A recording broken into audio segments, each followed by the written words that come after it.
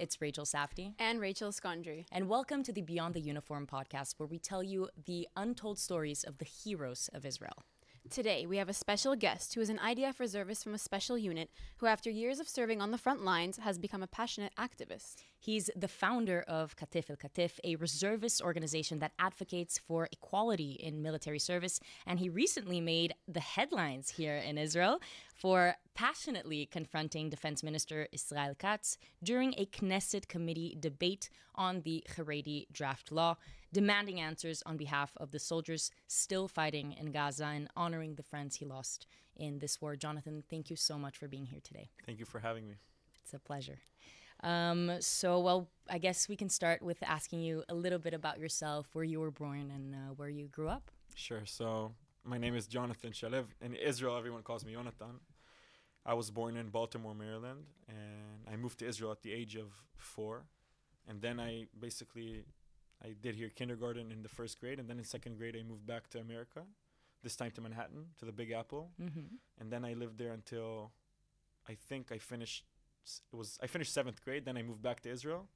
A lot of back and forth. A lot of back and forth. Your parents were indecisive. I'm 22.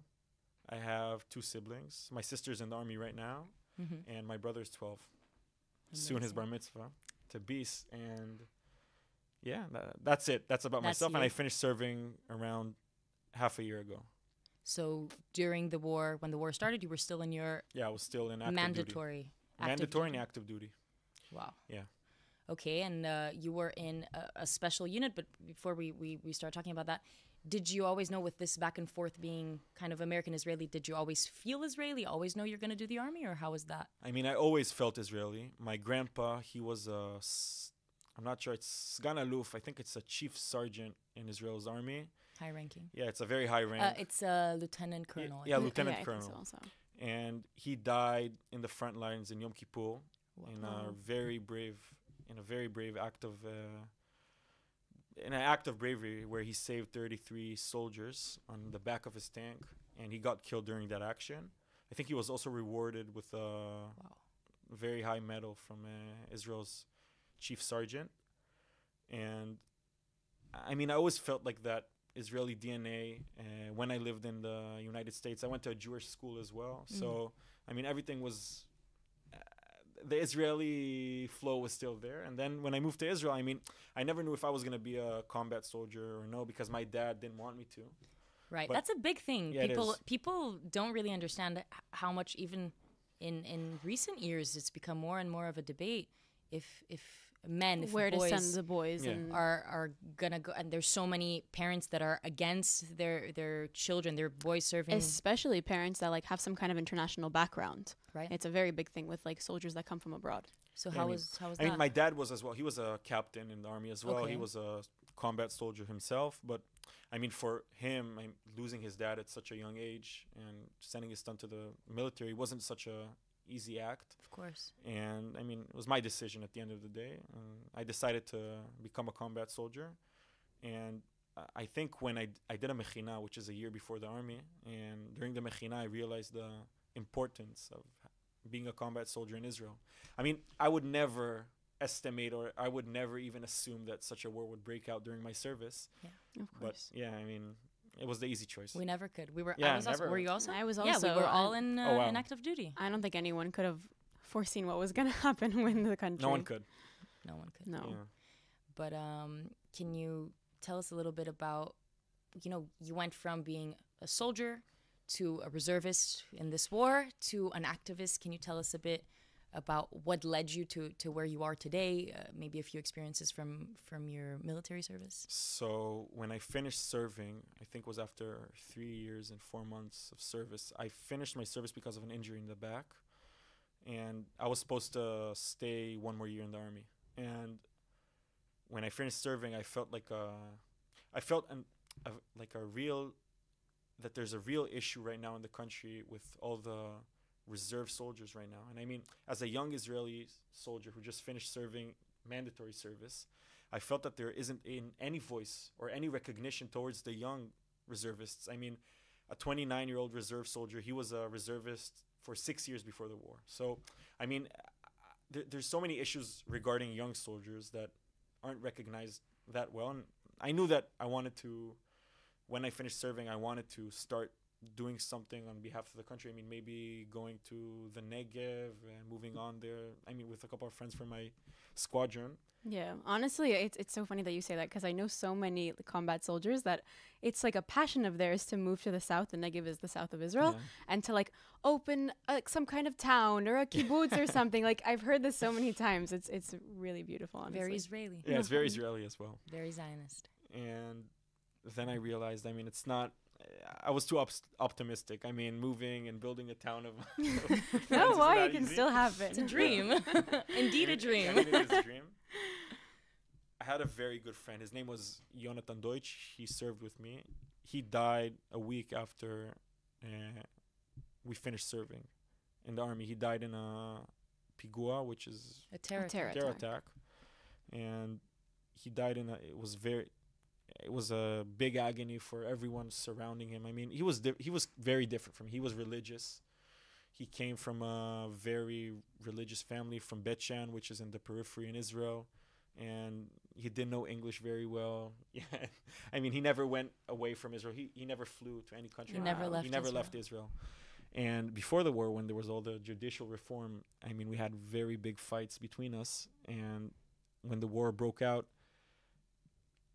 I mean, everything changed, the whole concept. I mean, Israel right now has to understand, the Israeli government as well, that there's a new division in Israel. It's not the Bibi or no Bibi. Right, left, Right, left. I mean, there's religious. the serving people and the people who don't serve. Right. And you know it's really interesting. It's something I heard from Micha Goodman, someone that I love to listen to.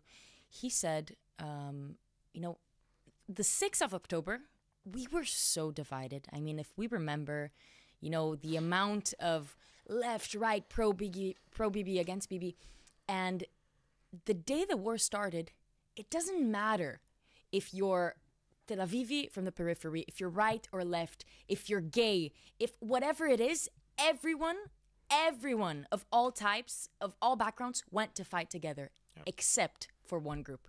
And that is why I think there is such a big, dissonance and difference and tension, because even though I didn't go and fight in Gaza, I was still in reserves, I was still, we feel like everyone is joining, we're putting politics aside, we're fighting for our survival. There's terrorists in the country, Israeli state sovereignty is being threatened. Everyone is going to fight. And yet, again and again, when people like you are going time and time again, you don't get a break. You don't get to go start your life. You don't get to go start to school. You don't.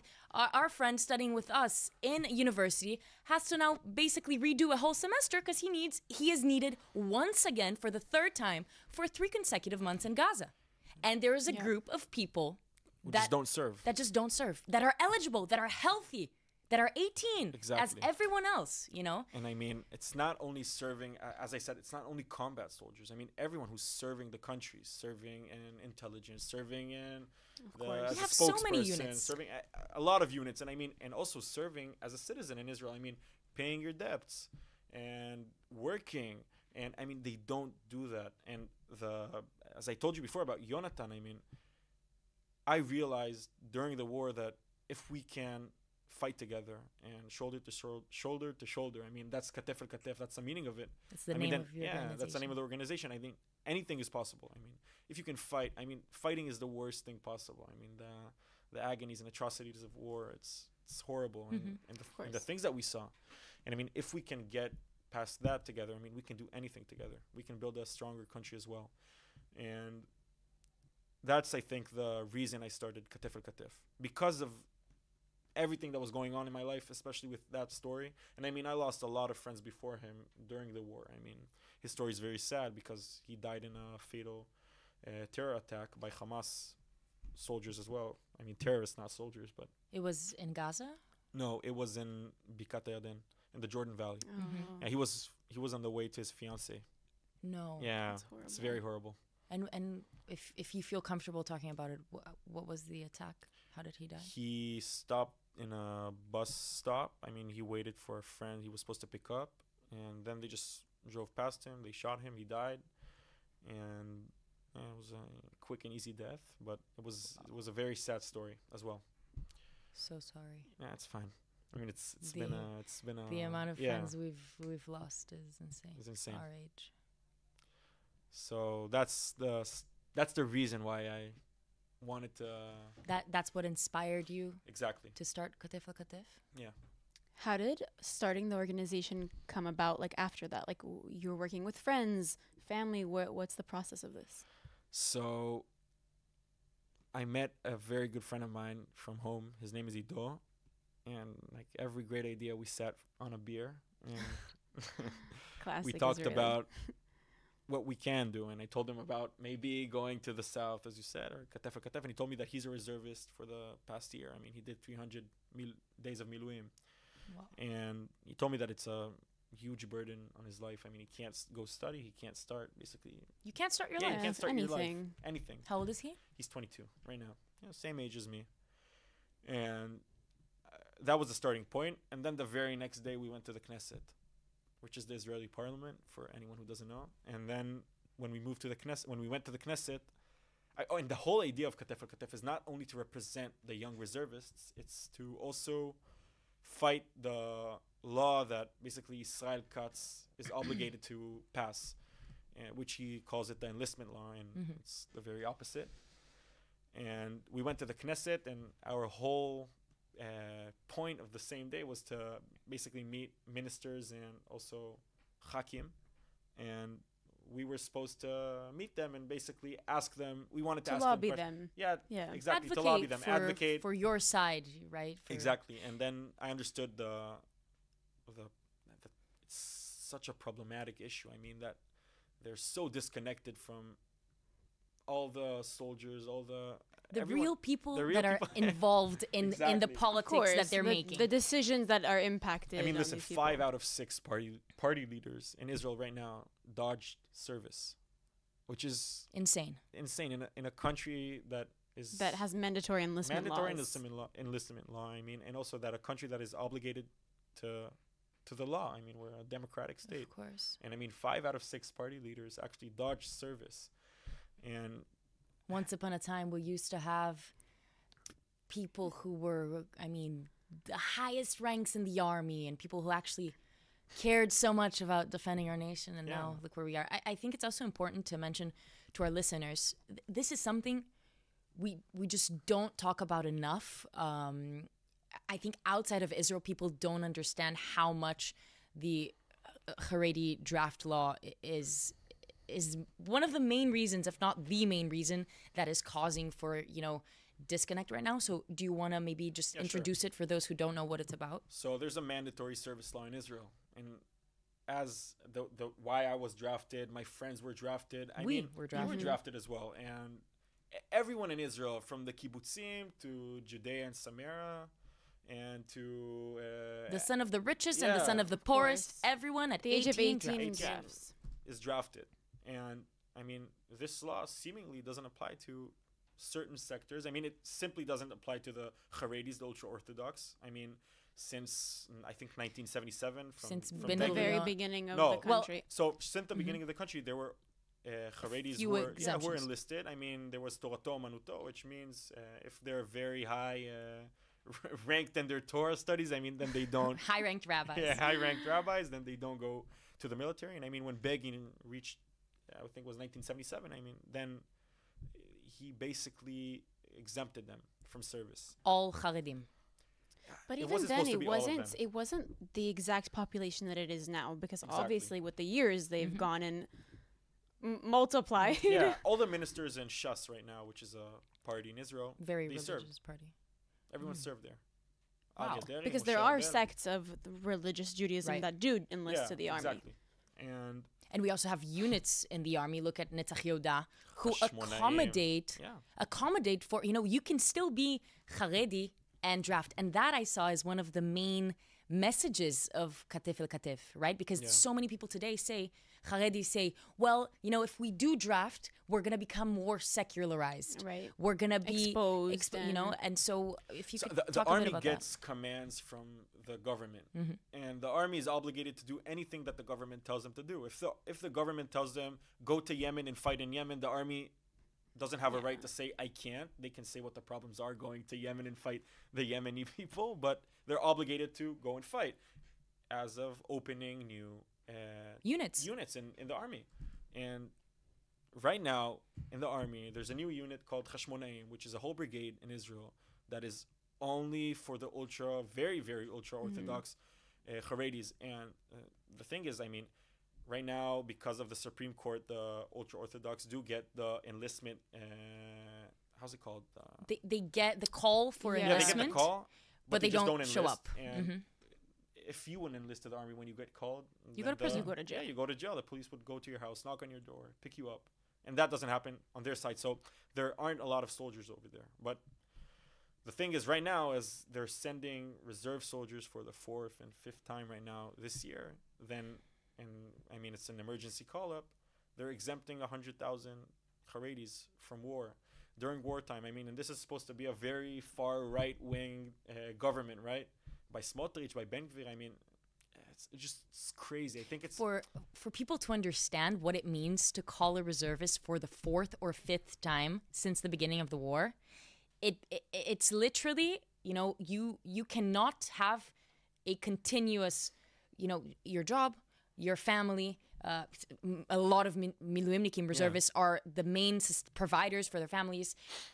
Anything, your life is interrupted. We have so many people in our degrees and so many university students that are not and able. it's all ages. It's not just Yeah, it is. university. Exactly. It's 45, 55. exactly. So many people that they just leave home again and again and again. They And have it's young months at children, a time. It's not. months at a time. And when we have so many people that are able and they're in the age of not even being reservists, just go do your obliged mandatory military service as everyone else does, by law, as we all did. Right. And so that's why it's so frustrating. That's why I truly can't remark such an immoral act in Israel's history, in the political history. Trying to pass such a law that would exempt, thousands during wartime. And we have a lot of problems everywhere. In Lebanon, in Syria, and Iran, and Gaza as well right now. And exempting 100,000 soldiers who can go on, fight as well, switch us so we can, get our break from fighting a year and a half. Fighting a year and a half is a crazy amount of time. Yeah, of course. The mental toll, the physical. Beyond, you finish your mandatory service and went straight into reserves. I remember when I left the army, I got my day of release. The next day I was in the army. Yeah, it's crazy. Because we're in war. And also, it's a time of national and economic crisis and security crisis as well. So. And if everyone doesn't come to help, what does it say about Yeah. our future here? If right now we're going on and fighting again, and as we said in the beginning, there's secular Jews, religious Jews, also Druze, Arabs. Arabs Christians. Christians. Arabs and Christians enlist to the army in higher percentages than Haredis, and they're Jewish, the Haredis. So what does it say about the state of Israel? The Jewish homeland. the What does Jewish it say? homeland. What does it say about us? Our future here is very, is very not predictable. If the Haredis won't enlist as well, and So what steps are you taking? You've kind of taken this upon yourself. Maybe tell us a bit about how it was at the Knesset.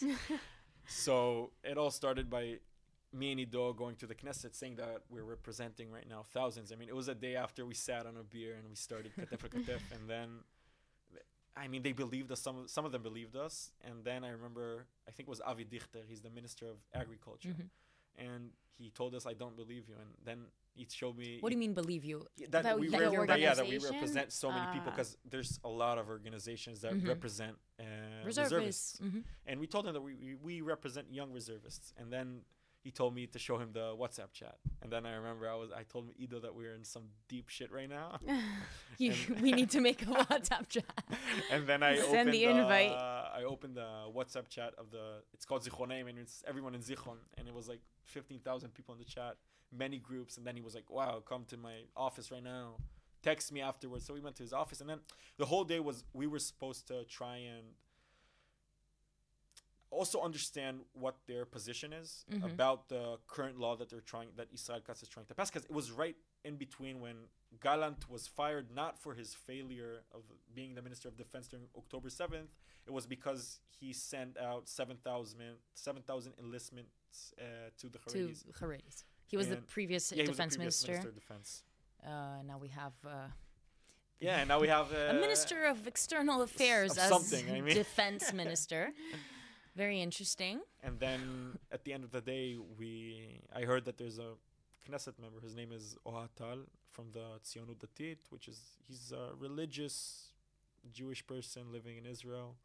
And he's supposed to represent basically it's very important to say that the Tzionut Datit in Israel, which is the national Zionist. It's very complicated to say. They're religious, and yet they're very Zionist. They serve. They had a very, very tough burden on themselves. I mean, the right. They basically represent the right-wing Zionists, the national religious Jews, whatever you call them, and we met with him. And then he told us that he agrees, that he won't be able to vote.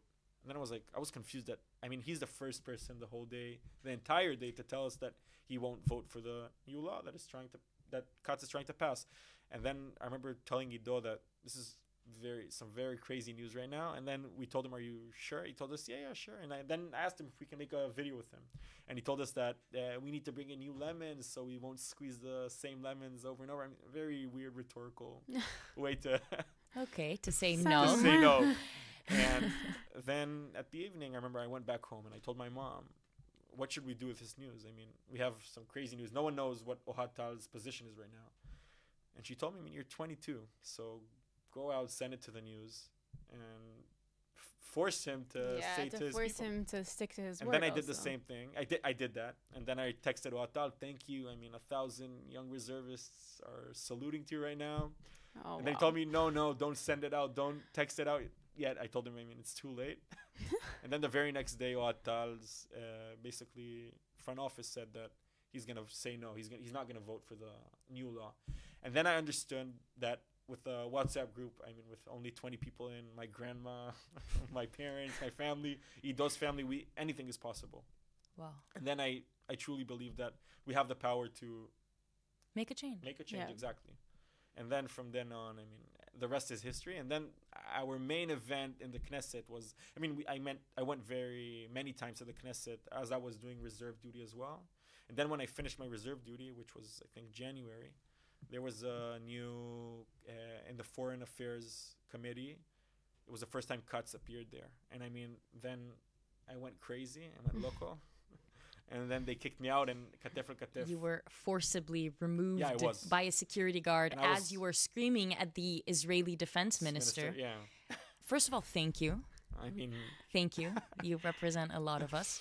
And I think it's important for our listeners to understand it is it's so crucial. And when I saw your video, I was actually surprised because it's the first time, we're not used to seeing a reservist going out there and screaming it loud. This is what we believe. A lot of the opinions that Israelis today have about the Haredi draft law is, yes, everyone should serve.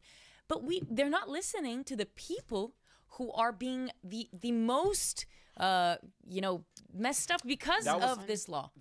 And that's you. That's what you represent. Yeah, I understood that only a couple of days after, but during that foreign committee session that I was in, Inoan Azulai, I'm not sure if he's a minister or a Knesset member, but he wasn't sitting in his seat, in his chair. And then he said that only by dialogue we can reach an agreement. And I was like, did anyone ask me if I want to go to reserves duty? Did anyone ask me if I want to enlist to the army? Did anyone ask my friends who died in the war if they can? And then I just couldn't hold it anymore. I mean, I totally broke out. I mean, anyone who knows me knows it wasn't staged. I mean, a lot of people told me that they think it was staged. And truly, I was just so angry at the moment.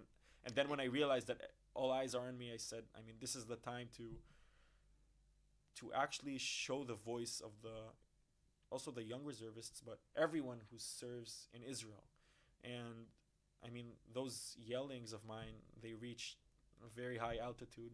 And I felt that afterwards, the change is on us. The people who saw the burdens of war, the people who fought, the people who lost dear friends, the people who paid the very high prices of war during the past year. And then I really felt that we can make a big change together as well. I mean, so I mean, you became a voice of the people. So many people share your sentiment and your feelings, and unfortunately, it's with so many things in the country, so many different topics and things that are discussed by these members of Knesset and people that are making the decisions that are very disconnected. Like, it's such a crazy feeling that like the people that you elected or didn't elect aren't doing at all what you're requesting that they do, like begging them to do. Exactly. So, well, can you tell us a little bit more about the next steps, I guess, and how you see Katef el Katef moving forward? Yeah, sure. So after that same foreign committee session, I mean, the infamous one. Yeah, exactly. I'm very bad at social media and WhatsApping. I mean, so we had to like make a Katef el Katef, an actual organization. I mean, we had to split up. Everyone had to get their own task. Yeah, own task. Job description. Yeah, exactly. And then what are we doing? Yeah. And then we said that we also have to exempt ourselves from other organizations. So not only that we are young, but also that we're not afraid to make the right decision. I mean, people sometimes in the political arena don't want to say the right thing. They want to say the thing that is best for them. The political thing to say, exactly, and yeah. I'm 22. I'm not a Knesset member. I'm not a minister as well. And I'm also a reservist. And I knew that the next steps that we're going to take are not going to be nice towards some people. They're not going to be very welcomed.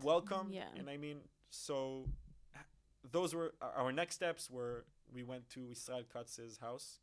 We went 2,000 reservists and young reservists, and and also some mechinaim, which is the people prior the gap year between. It's a gap year that is supposed to prepare 18-year-olds that are the year before the army to draft, and they teach you all kinds of values and about units and stuff like that. And I mean, I don't think that there was ever a scene in Israel since the 2011 cottage whatever. the cottage cheese crisis. Yeah, the cottage crisis in Tel Aviv, where so many young people went and together they protested and had their voice heard as well. So I mean, it was very optimistic. And then I understood that we have like an amazing power to.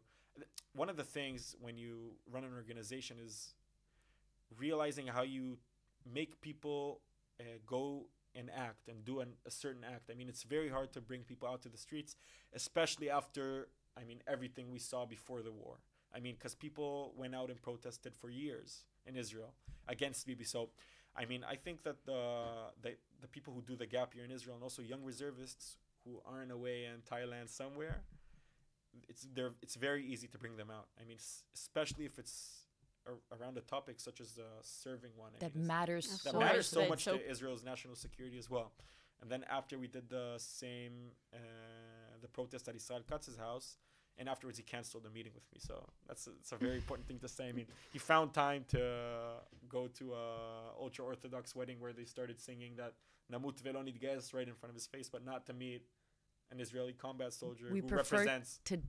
We prefer to die than to draft. Exactly. It's a mantra that they sing. That they started singing right during the war. I mean, which is also very crazy.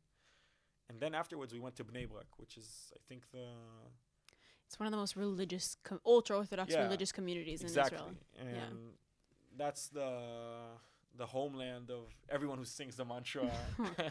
We will die and we will not go to the army. And then what we wanted to do there, we wanted to bring basically people who got injured during wartime.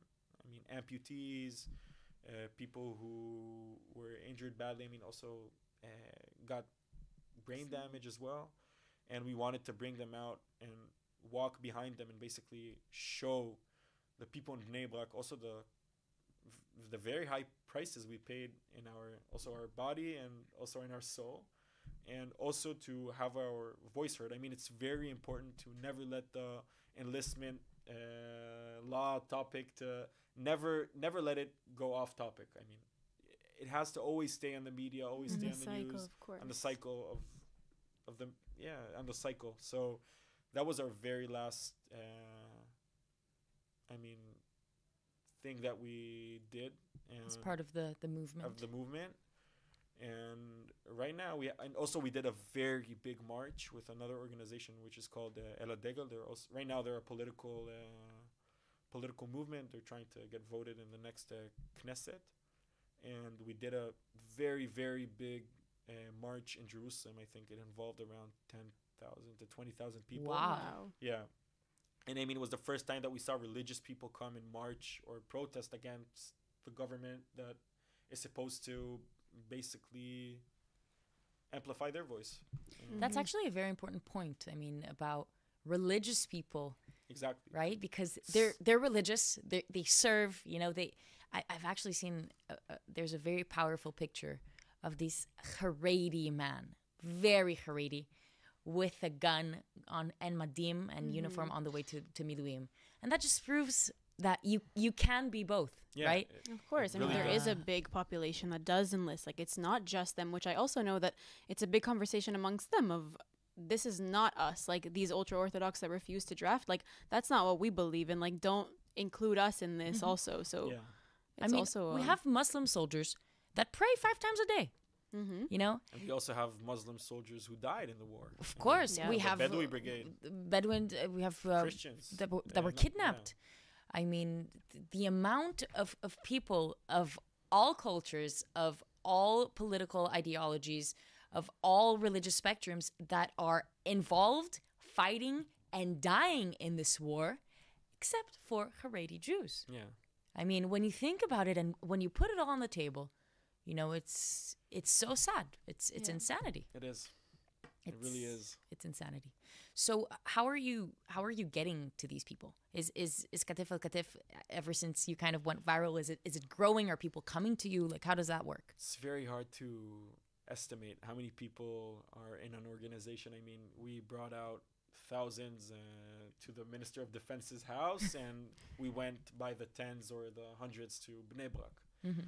So I estimate that in the media and the social media, where we have a big amount we have a lot of followers, we have a strong network, a strong base, and the organization is very big. I mean, I also see a lot of people who they see me on the street and they tell me, "Wow, you're the person from this video, from that video." I mean, that's the power of networking.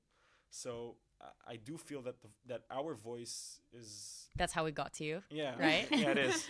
Through my mother. Just funny. And I feel that our voice is heard, which is the important thing. I mean, I always say that I wish that next year I'll be a regular citizen who does reserve duty and not a reservist who's also sometimes trying to be a citizen. Yeah, I mean, I want to start studying next year. I hope it will. Wow. Yeah. And our next steps, I mean, it's a question. We should take right now, these next couple of days are very crucial to, also the hostages, also to all the reservists in Israel. I mean, right, of course, there's a big wave right now of a lot of people. I think I'll be one of them in the next days, and I mean, we'll have to see. We'll have to see what our next steps are. I mean, I'm very, very optimistic because I think Peres said it once. Peres was the prime minister of Israel. He was also the president a couple of years ago. He said that optimistic people and sad people, they live the same. They die the same way, but they live different lives. So, I mean, if I'm not going to be optimistic, I mean, then my work is useless. I mean, I can drown it or throw it in a trash can and go and be a everyday Jonathan, fly to Thailand, meet my friends from my squadron. I mean, I can do all those kind of things. And I think that our next step is going to be a very, very strong one that everyone is going to hear. I mean, we'll do some crazy things in Israel if the same situation. Amazing. Yeah. Well, we're happy we caught you just in the beginning. And so you're still doing a lot of active miluim. Like how often does that work? Like were you in Gaza for months at a time and then you come back? I mean, I only did 60 days. I mean, only 60 days is a lot. Only. Yeah, so I did 60 days, but that was right after I finished my mandatory service. And also I did a couple of months more than I needed in the military. And so basically I was almost 3.5 years in the military. And then I did 60 days of miluim, of reserve duty. And then my next duty is supposed to be in the beginning of July. I'm not sure yet where actively it's going to be and how, but it's going to happen. And if Israel decides to go and basically break the siege in Gaza, then I'll probably also be there. So I see. Yeah. Well, we wish you the best of luck. Thank you very you much. and everyone with you. There's a question we always ask to every guest at the end of the podcast, and we'd love to ask you if you could say anything to the people outside of Israel right now. What's the one message you have to send to them? To everyone, to the Jewish people outside of Israel? To everyone. All right. So it's a very tough question. It's a very tough question. We're putting the weight of the world on your shoulders. You can think about it all you want. I mean, I think I have to say that even though we may seem divided at some times in Israel, and we may seem not obligated to some current international laws, or we may seem that we are terrified to do something, Israel's a very strong country. Israel's a very strong country, and no one can beat, I mean, there may be armies that are bigger than us, but no one can beat our willpower and our ideology to survive. I mean, that's the thing that keeps us here. I mean, that's the whole point of being a Zionist. And the country that I lost friends, very dear ones, during the war, I mean, I'm obligated to make Israel a better place and a more hopeful place as well. I mean, losing friends at by the dozens at such a young age is, I mean, not many people understand how it feels. And my goal is to, at the end of the day, to live in a better Israel, in one that is more obligated to its citizens, to one that is more obligated to international affairs, to one that is more obligated to live in a better place. I mean, the Middle East is very complicated, so yeah. I mean, I think that's your message. No, it's a beautiful message. Right. Amazing message. We really are truly a resilient type of people.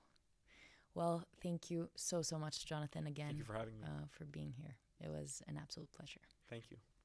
Thank you guys so much for listening to the Beyond the Uniform podcast on Audioversity. I'm Rachel Escondri. And I'm Rachel Safdie, and we'll see you next time with another Untold Story.